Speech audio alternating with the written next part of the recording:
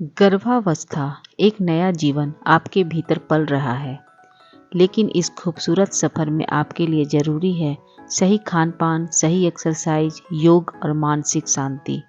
आइए जानते हैं शुरुआत से डिलीवरी तक किन बातों का ध्यान रखना चाहिए।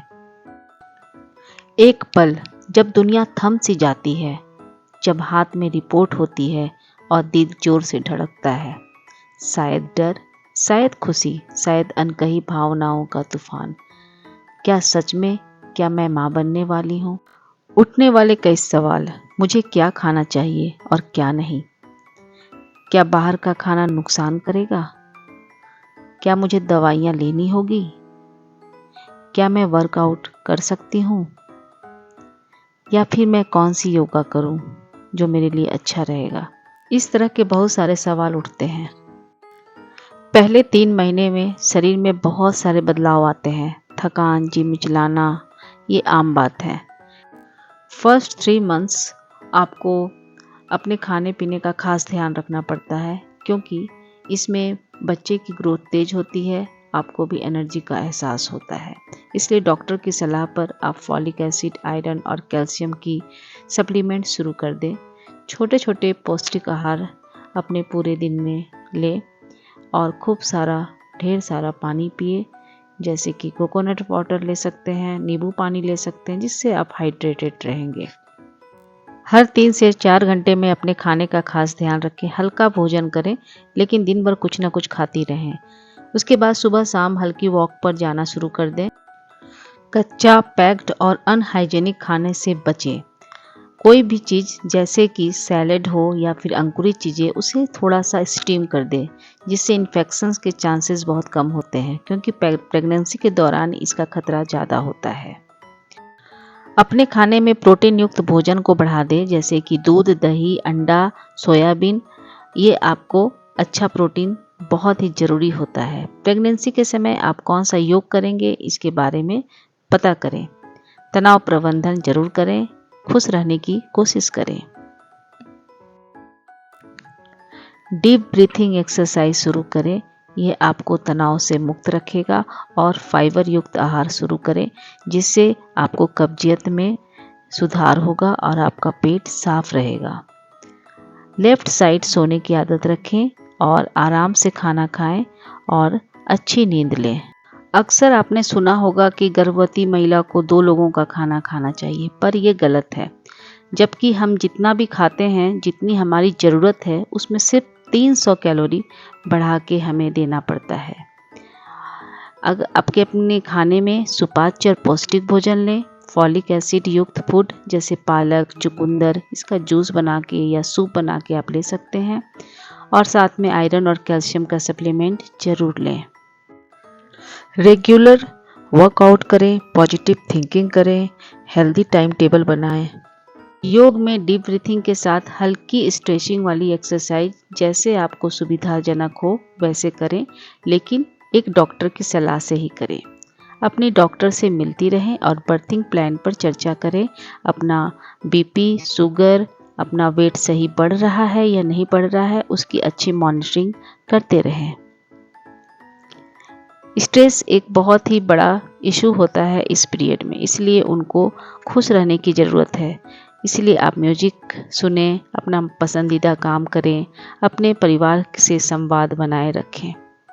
प्रोटीन युक्त भोजन में दूध, दही और ओमेगा 3 फैटी एसिड वाले फूड जैसे अखरोट, अलसी अपने खाने में ज़रूर ऐड करें। आयरन सप्लीमेंट लें और जंक फूड से जितना हो सके दूरी बना के रखें।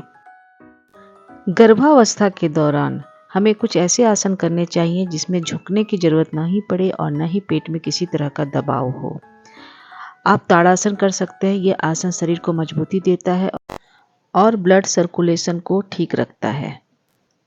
योग करने से पीठ दर्द और कमर दर्द से राहत मिलता है, शरीर को प्रसव करने के लिए तैयार करता है, तनाव और चिंता को कम करता है, मन को शांत करता है, एकाग्रता को बढ़ाता है और हार्मोनल संतुलन बनाए रखने में मदद करता है।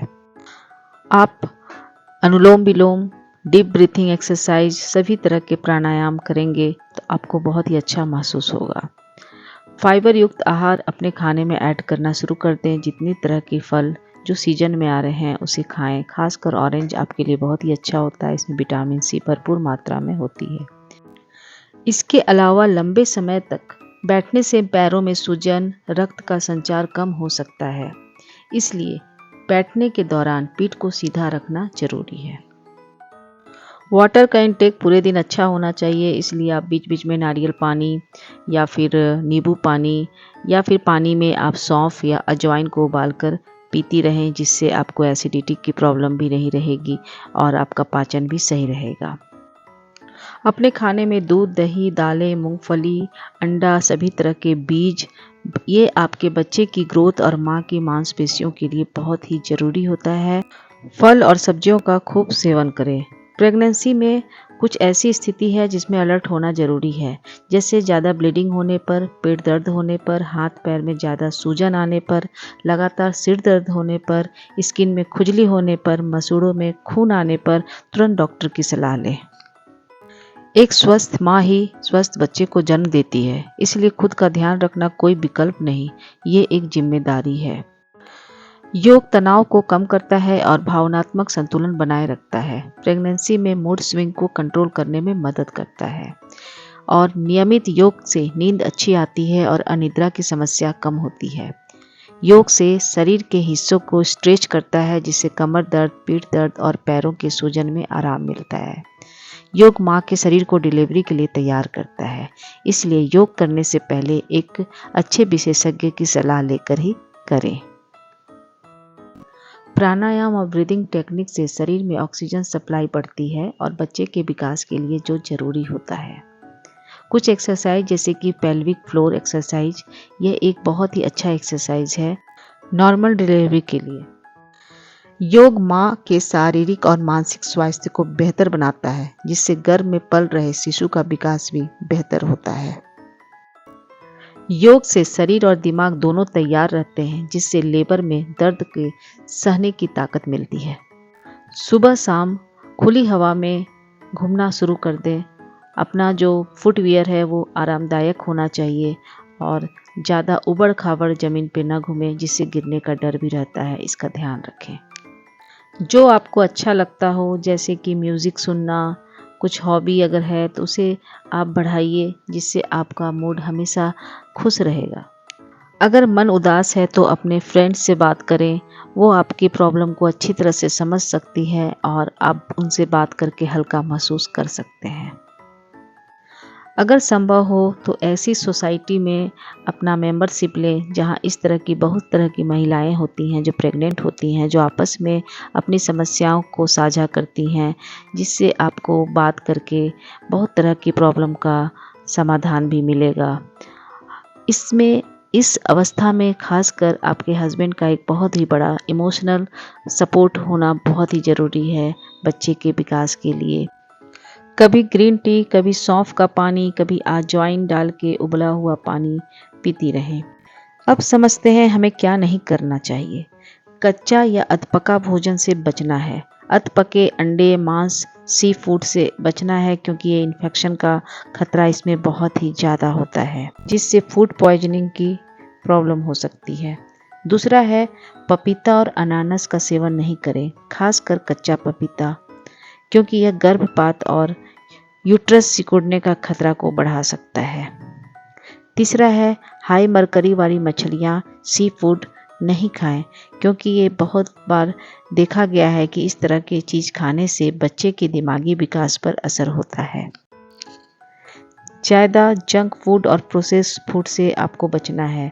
बर्गर, पिज्ज़ा, पैकेट वाला स्नैक, अनहेल्दी फैट और जो आपके वजन को बढ़ा सकता है, इसको जितना हो सके दूरी बना लें। ज़्यादा कैफीन का सेवन न करें। चाय, कॉफ़ी, कोल्ड ड्रिंक सीमित मात्रा में लें। ज़्यादा कैफीन से गर्भ में बच्चे का विकास को प्रभावित करता है। अब से अपने डॉक्टर के पास बीच बीच में विजिट करें और संपूर्ण जानकारी लें, सही विकास हो रहा है कि नहीं।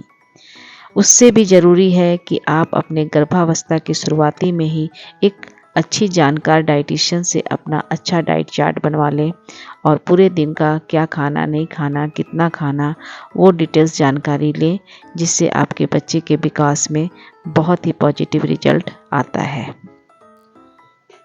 गर्भावस्था में सही खाना सिर्फ आपके लिए नहीं, आपके होने वाले बच्चे की सेहत के लिए भी है। एक स्वस्थ बच्चा का जन्म होने से आपके पूरे परिवार और उसके पूरे भविष्य में अच्छा प्रभाव डालता है। माँ बनना खुद को फिर से जीने जैसा है, इसलिए बहुत ही ज़रूरी है कि एक स्वस्थ बच्चा का जन्म हो, क्योंकि एक स्वस्थ बच्चा ही हमारे देश का उज्जवल भविष्य होता है। इसलिए हमारी ये जिम्मेदारी बनती है कि आप इस वीडियो को किसी भी ज़रूरतमंद को ज़रूर शेयर करें, सब्सक्राइब करें और लाइक ज़रूर करें।